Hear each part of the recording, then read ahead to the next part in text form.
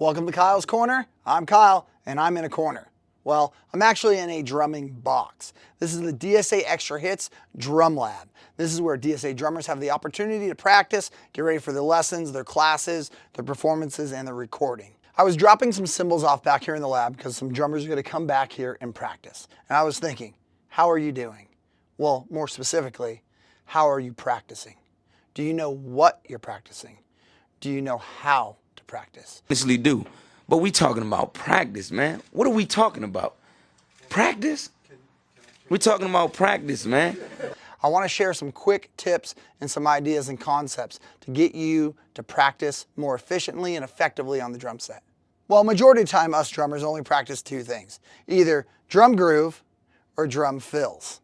What I have found out with the majority of drummers, most drummers just sit down and play whatever they want, whatever they feel. Everyone always wants to do whatever they feel. Are you feeling it now, Mr. Krabs? Are you feeling it? I'm feeling it, SpongeBob.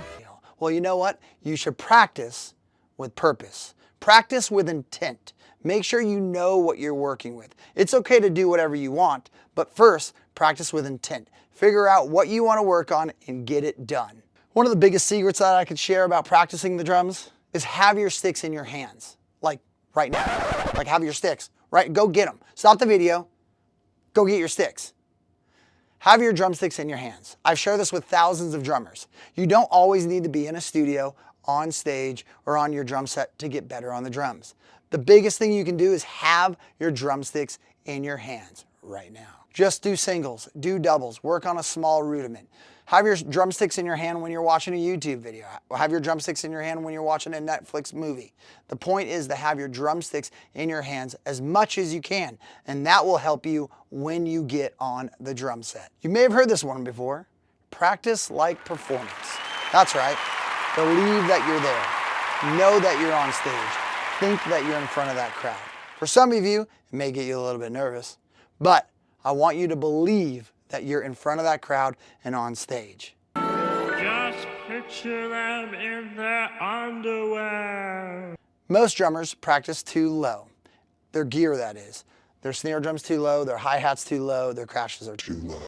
I'm not saying really go Super high with it. everything, but what I've seen when you get on stage, most drummers and musicians are pretty psyched and pumped. So make sure you raise up your gear and practice with that ahead of time before you go out on stage. Try using the on-off drill. What? The on-off drill is basically time and then your subject. Time meaning just your metronome or just your hi-hat clicking.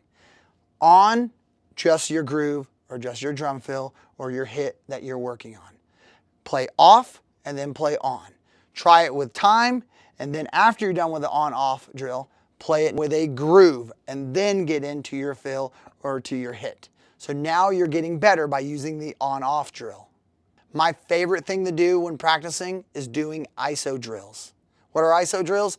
Isolation drills. I've taken it from the sports background that I have and using it here with drumming.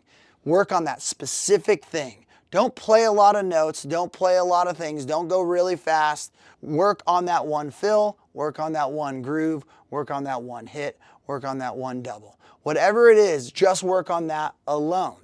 You guessed it. You knew I was going to say it. Make sure you count. Hold on.